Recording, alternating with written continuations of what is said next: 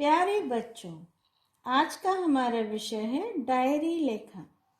Diary का जिक्र होते ही मोटी जिल्द वाली नोटबुक ध्यान में आती है, जिसके पृष्ठों पर साल के 365 दिनों की तिथियां क्रम से सजी होती हैं। वास्तव में डायरी लेखन हिंदी की एक प्रमुख विधा है। बहुत से लोगों को डायरी लिखने का शौक होता है। वे प्रतिदिन या कभी-कभी अपनी व्यक्तिगत भावनाओं को शब्दों का रूप देकर उसमें लिखते हैं। इस कारण ही डायरी व्यक्तिगत दस्तावेज होती है। आइए आप डायरी लेखन के बारे में जानें। डायरी को हिंदी में दैनंदिनी कहते हैं। इसमें दिन प्रतिदिन की प्रमुख घटनाओं का विवरण लिखा जाता है। डायरी नियमित रूप से भी लिखी जा सकती है या विशेष रूप से भी। दिन भर की जिन घटनाओं, गतिविधियों और विचारों से हम गुजरते हैं, उन्हें डायरी के पृष्ठों पर शब्दबद्ध करना डायरी लेखन कहलाता है। डायरी लेखन के लाभ। डायरी लिखने से क्या लाभ है? डायरी हम क्यों लिखें? आइए इसके बारे में जानते हैं। डायरी में जो बातें लिखी जाती हैं, वे व्यक्ति को आत्म अनुशासन के लिए प्रेरित करती हैं।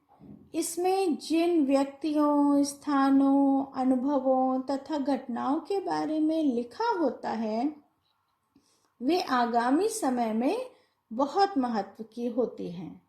डायरी लेखन जीवन में उत्साह भरता है, अपनी ही गलतियों को सुधारने का अवसर प्रदान करता है तथा निजी समस्याओं को सुलझाने में सहायक होता है।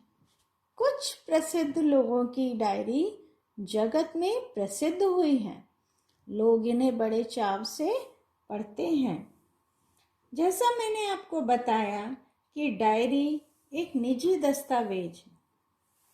हमारी डायरी हमें हमारी गलतियों से अवगत कराती है और उसे दूर करने में सहायक होती है। साथ ही साथ पुरानी यादों को ताज़ा करके हमारे अंदर उत्साह भरती है। डायरी लिखते समय ध्यान देने योग्य बातें। हम जब डायरी लिख रहे हैं तो हमें किन किन बातों का ध्यान रखना है? डायरी में सभी विवरण संक्षिप्त एवं सरल भाषा में होने चाहिए। हम जब डायरी लिख रहे हैं तो उसको संक्षेप में लिखें, विस्तार से नहीं लिखें, और भाषा जो है वो सरल प्रयोग करें ताकि सबकी समझ में आए। जिस दिन की घटना के बारे में लिख रहे हैं, उस दिन की तिथि अवश्य लिखनी चाहिए। अपने मन में उठी प्रतिक्रियाओं को डायरी में अवश्य स्थान देना चाहिए, क्योंकि डायरी मूल रूप से व्यक्तिगत होती है। जो भी घटना हम लिख रहे हैं उसके विषय में हमारे मन में क्या भावनाएं हैं, कौन से विचार उत्पन्न हुए हैं, हमें उन्हें अवश्य लिखना चाहिए। अनुभूतियों तथा विवरणों में किसी प्रकार का बनावटीपन, कल्पनाशीलता अथवा चित्रात्मकता नहीं होनी चाहिए। इससे तात्पर्य यह है कि हम जो डायरी लिख रहे हैं उसमें जो बातें लिख रहे हैं उसमें कहानी नहीं लिखनी है। हमें बनावटीपन नहीं करना, हमें उसमें कुछ भी सोच विचार के नहीं लिखना है। जो सच्चाई है उसी को लिखना है। डायरी सकारात्मक होनी चाहिए। आइए आप कुछ प्रसिद्ध डायरियों के बारे में जानें। यहाँ पर मैंने आपको कुछ लेखक और उनकी डायरी के बारे में बताया। रामवृक्ष बेनीपुरी जी की पैरों में पंख बांधकर, राहुल सांस्कृत्यायन जी की रूस में 25 मार्च, सेठ गोविंद दास जी की सुदूर दक्षिण पूर्व, कर्नल सज्जन सिंह जी की डायरी है लद्दाख यात्रा, डॉक्टर रघुवंश जी की है हरी घाटी।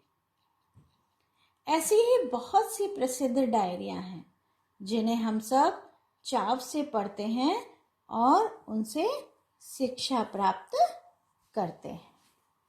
यहाँ पर मैंने आपको कुछ उदाहरण दिए हैं। यह है हमारा पहला उदाहरण, जिसका विषय है पहली मेट्रो यात्रा के अनुभव। नियमानुसार हम दिनांक और तिथि डालेंगे, उसके बाद डायरी लिखना प्रारंभ करेंगे।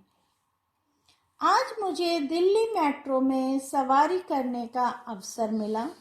स्टेशन पर पहुंचने पर मेट्रो की साफ सुथरी छवि के दर्शन हुए। सब कुछ बहुत व्यवस्थित था। टोकन खरीदकर आवश्यक जांच के उपरांत लिफ्ट से प्लेटफॉर्म तक पहुंच गया। 1 मिनट के अंदर ही गाड़ी आकर रुकी और मैं एक शानदार सवारी के अनुभव समेटते हुए गंतव्य की ओर चल पड़ा।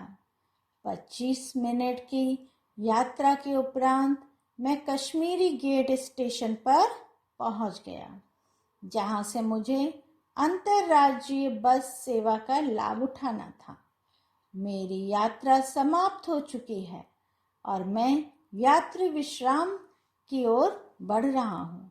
मैं सोच रहा हूँ, क्या सारी परिवहन सेवाएं मेट्रो की तरह शानदार नहीं हो सकती?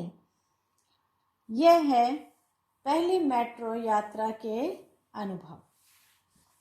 हमारा दूसरा उदाहरण है ग्रीष्मावकाश के बाद विद्यालय का पहला दिन।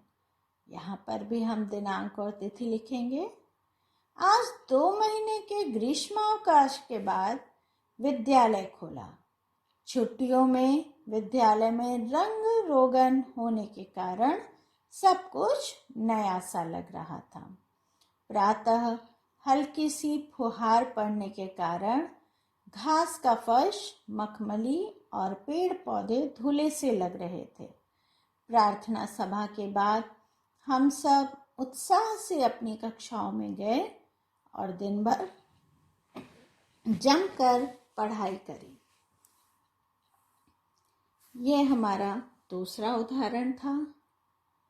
आज मैंने आपको डायरी लेखन के बारे में बताया कि हमें डायरी किस प्रकार लिखनी चाहिए। धन्यवाद।